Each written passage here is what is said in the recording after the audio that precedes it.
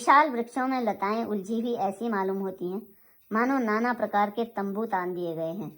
केला और ताड़ सुंदर ध्वजा पताका के समान है।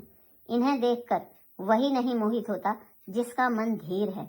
अनेकों वृक्ष नाना प्रकार से फूले हुए हैं, मानो अलग अलग वर्दी धारण किए हुए बहुत से तीरंदाज हों। कहीं कहीं सुंदर वृक्ष शोभा दे रहे हैं, मानो योद्धा लोग अलग अलग होकर छावनी डाले हों। कोयलें कूज रही हैं, वहीं मानो मतवाले हाथी चिंघाड़ रहे हैं।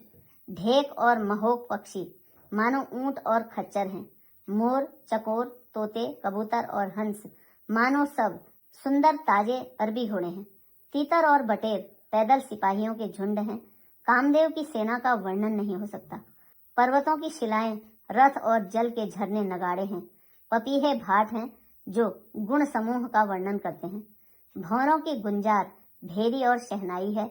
शीतल, मंद और सुगंधित हवा मानो दूत का काम लेकर आई है। इस प्रकार चतुरंगिनी सेना साथ में लिए कामदेव मानो सबको चुनौती देता हुआ विचर रहा है।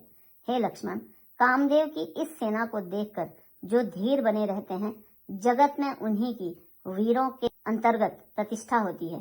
इस कामदेव के एक स्त्री का बड़ा भारी बल है, उससे जो बच जाए वही श्रेष्ठ योद्धा है।